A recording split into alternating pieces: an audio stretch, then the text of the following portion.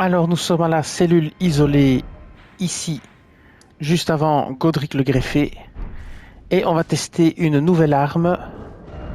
C'est la faucille de guerre de Loretta +7. Alors sa compétence spéciale coûte 14 en mana. Première chose à dire sur cette arme, c'est qu'elle est très lourde. Elle pèse 10. C'est une hallebarde ordinaire perçant, dégâts physiques et dégâts magiques. Les bonus d'attributs en +7 sont force D, dextérité C, intelligence C.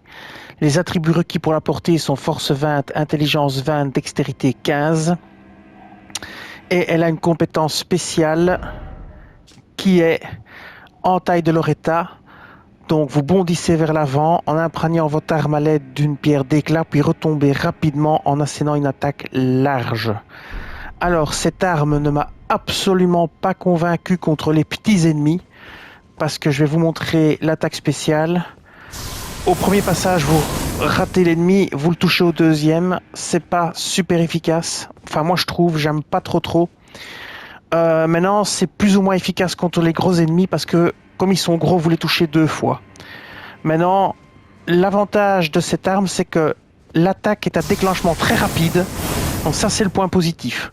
Vous appuyez bim, bim, et ça ne consomme pas tellement de PC. Bon, contre un gros ennemi, c'est efficace, vous allez voir, parce que je suis sûr de le toucher aux 2 passages. Donc on va le prendre ici, on va enchaîner, bim, bim, je le touche à chaque fois aux 2 passages, comme il est gros. Mais alors contre les petits, forcément, ça marche beaucoup moins bien. Vous n'êtes pas toujours sûr de l'avoir au premier passage. Vous voyez, vous l'avez au deuxième, pas forcément au premier. Bon, voilà, le déclenchement est rapide. Voilà, mais si vous aimez bien jouer avec des hallebardes, c'est peut-être intéressant. Moi, j'aime pas trop l'arme.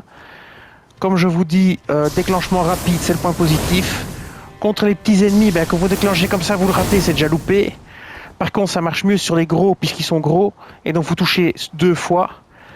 Mais voilà, il y a bien d'autres armes bien plus intéressantes à utiliser. J'ai essayé sur des groupes, hein, et avoir un groupe, par exemple, de soldats ou un groupe de patrouille ne veut pas forcément dire qu'au premier passage, vous les touchez. Donc, vous touchez souvent qu'au deuxième passage.